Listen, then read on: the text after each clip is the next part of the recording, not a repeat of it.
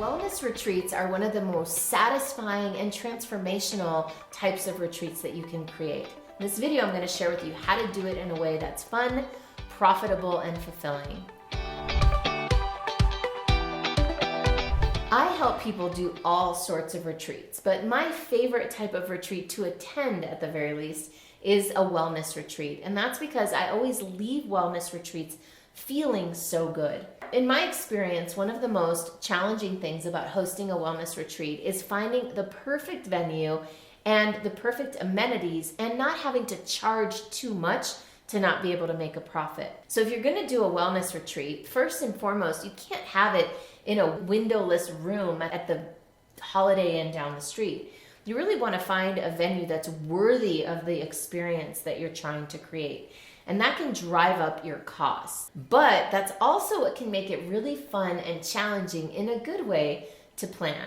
One of the things that I love about retreats, and one of the things that's going to form kind of the foundation of this video, is that retreats don't follow the rules of everything else. In the world of events, for example, let's say what was going on with COVID this past year, a lot of events got shut down and couldn't be hosted. You know, big events, 100, 200, 1,000 person events, done, out the window. But retreats, because they're small and intimate, in a lot of different places, people could continue to gather in small groups. They don't follow the same rules as everything else. Now, the key, though, is to find unique and creative ways of hosting retreats, obviously doing it in a healthy way, not taking any risks, but you can get really creative. Even if you don't have access to a hotel or a venue space, you can still host a wellness retreat at an Airbnb, at a VRBO. You can find a place that's out of the norm, off the beaten path, and you can work the retreat to your space. I have a whole video, by the way, on finding venues for retreats. You can check that out up here on how to find a venue for your retreat. So there are 5 specific things. They're not the only 5 things to think about if you're doing a wellness retreat, but they are 5 important things. The first is, what is your vision? What are you looking to create? Now this includes, who is this retreat for? And I'm a big fan, if you know me at all, you know that I'm a big fan of niching down and finding an ideal target audience. So who is this retreat for? Is it for normal, everyday people who are already healthy? Or is it people perhaps who are already facing some sort of health challenge? One thing I'll share is that by and large, in general, when somebody already has a problem or has a pain point, it's usually more urgent and something that they're willing to invest more in. Now that said, it's usually easier to work with someone who doesn't have health challenges, and you'll want to think of some of the legal ramifications of your health retreat, making sure that you're not taking on any liability that really doesn't belong to you. So the second consideration that you'll want to think about is the legalities of your wellness retreat. Do you need to get insurance? Do you need to have disclaimers or waivers to make sure that no one is projecting onto you certain outcomes that you can't possibly deliver?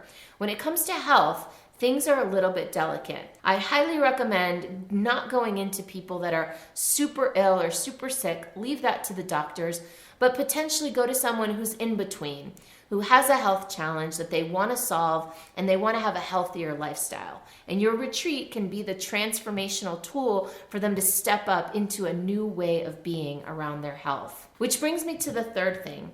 A great wellness retreat, or any kind of retreat, is one that marries 2 different things. It marries strategies and skills, and also mindset and the internal personal development, the confidence needed to implement the strategies and skills. Another thing that you'll want to be thinking about is your location or your venue.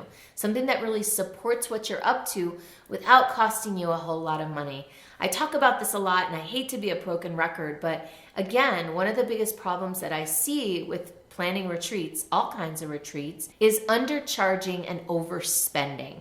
So I'm a big believer in finding off the beaten path, outside the box types of venues where you can be creative and you don't have to spend a whole lot of money. 2 of my favorite resources for that are VRBO and Airbnb. They're in one bucket. These are places where you can find venues, vacation rentals, usually for a better price than a hotel. And another resource is to go to your local community, your churches, your chambers of commerce, and theaters, local theaters, and places like that that you might not think of that could be a great venue to host a wellness retreat. Marketing is something that people always ask about when they're trying to fill the retreat. How do I market it? Now, I wish I had one magic bullet answer. Believe me, I'd be using it if I had it. But what I've discovered instead is that there's no real one way to do marketing for a retreat. In fact, what I do is a mix of a variety of ways. My mentor used to say, everybody's looking for one way to make 100 clients, when instead they should be looking for 100 ways to make one client each. Now, I don't know if I fully agree with that, but the meaning or the gist of it isn't lost on me. It's to diversify your marketing options. It's to diversify your marketing strategies. So what I do, and my favorite marketing strategies are, in order of importance. Number one, speaking. Getting in front of my ideal audience, whether it's live in person or virtual with webinars and such, speaking to them and then making a call to action to set up a call with me. My second favorite strategy is, you're looking at it right now, YouTube. My third favorite strategy is networking. My fourth is referrals. My fifth favorite strategy is personal outreach to old clients and friends. Sixth is social media. And my seventh strategy, and actually this shouldn't be in the last spot, this should be a lot earlier because it applies to all my other strategies, is email marketing. Email marketing is the thing that ties all of these together.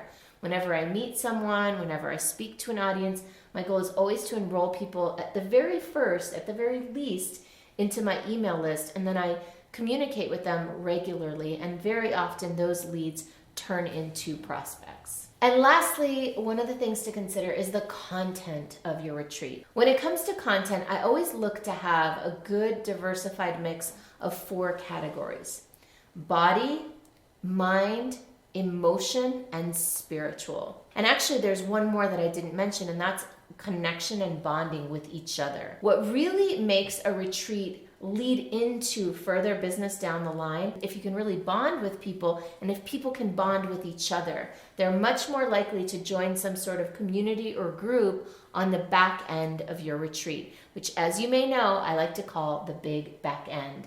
And quite honestly, that's where the real transformation is, and that's also where the real money is.